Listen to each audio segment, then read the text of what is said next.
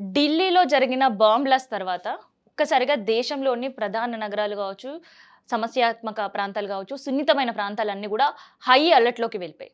And ఇయ్యాల హైదరాబాద్‌లో వచ్చిన బాంబు బెదిరింపు కాల్‌తో మరోసారి హైదరాబాద్ ఉలిక్కిపడే పరిస్థితికొచ్చింది. ఎందుకంటే ఒకేసారి అటు రాజ్‌భవన్‌కి కాల్ రావడం కావచ్చు, బాంబ్ బెదిరింపు, సెక్రటేరియట్‌కి రావడం కావచ్చు, అండ్ శంషాబాద్‌లో కొన్ని ఫ్లైట్‌లలో మేము బాంబులు పెట్టాం. సో, బ్లాస్ట్ చేయాలని ప్లాన్ చేస్తున్నాం. అది మేము వెనక్కి తగ్గాలన్నా, మీకు ఇన్ఫర్మేషన్ ఇవ్వాలన్నా మాకు $1000 ఇవ్వాల్సిందే అంటూ ఫోన్ బెదిరింపు కాల్‌లు గావచ్చు, ఈమెయిల్‌లు గావచ్చు. సో, ఇవన్నీ గూడా మరి ఒక్కసారిగా ఉలిక్కిపడేటట్టు చేసింది హైదరాబాద్‌ని. ఎందుకంటే హైదరాబాద్ ఎప్పుడైతే ఢిల్లీ బ్లాస్ట్ జరిగిందో చాలా సెన్సిటివ్ ఏరియా గూడా ఇంటెలిజెన్సీ గుర్తించడం అండ్ దాంతో పాటు సమస్యాత్మక ప్రాంతాలు, సెన్సిటివ్ జోన్స్‌గా ఏవైతే ముందుగా ఇంటెలిజెన్సీ టీమ్ కనుక్కున్నారో వాటిలంతా గూడా హై సెక్యూరిటీ పెంచడం ఇవన్నీ చేషిర్రు. అయితే ఇప్పుడు ఈ సందర్భంలో ఒక పక్క గ్లోబల్ సమ్మిట్ జరుగుతుంది.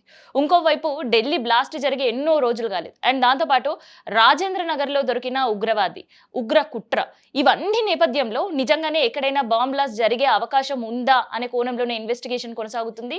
అండ్ ఇన్వెస్టిగేషన్ కోణంతో పాటు బాంబు బెదిరింపులు అనేవి కొత్తేం కాదు. హైదరాబాద్‌లో ఉండే రాజ్‌భవన్‌కి కావచ్చు, లేదంటే సెక్రటేరియట్‌కే కావచ్చు, శంషాబాద్ ఎయిర్‌పోర్ట్‌కే కావచ్చు, రైల్వే స్టేషన్‌కే కావచ్చు, ప్రధానంగా ఉండే చార్మినార్ ఏరియాలో కావచ్చు. కాకపోతే ఈసారి మాత్రం పోలీసులు దాన్ని సీరియస్ తీసుకోవాల్సిన సిట్యుయేషన్స్ అయితే కనిపిస్తున్నాయి. ఎందుకంటే ఒక పక్క గ్లోబల్ సమ్మిట్ జరగడం కావచ్చు, రీసెంట్‌గా జరిగిన ఢిల్లీ బ్లాస్ట్ కావచ్చు, ఇవన్నీ నేపథ్యంలో అసలు ఎందుకు, ఎవరు, ఎక్కడి నుంచి కాల్ చేసిర్రు, ఎందుకు మెయిల్స్ పెట్టే పరిస్థితి ఉంది? కేవలం ఇది బెదిరింపుగానే చూడొచ్చా? లేదంటే దీనిపైన గూడా ఏమైనా ఇన్వెస్టిగేషన్ చేసే అవకాశం ఉందా అన్న కోణంలో అయితే కంటిన్యూ అవుతుంది. అయితే ఇవాళ ఉదయం నుంచి వస్తున్న బాంబు బెదిరింపులకి ఎవరైతే ప్రముఖులు ఉన్నారో వాళ్ళందరినీ కూడా సేఫ్ జోన్‌లోకి వెళ్ళమని ఇప్పటికే ఇంటెలిజెన్సీ టీమ్‌తో పాటు అక్కడుండే వాళ్ళ పర్సనల్ సెక్యూరిటీ కావచ్చు, ప్రైవేట్ సెక్యూరిటీ కావచ్చు, వీళ్ళందరూ కూడా అలర్ట్ అయిన పరిస్థితి అయితే హైదరాబాద్‌లో కనిపిస్తుంది.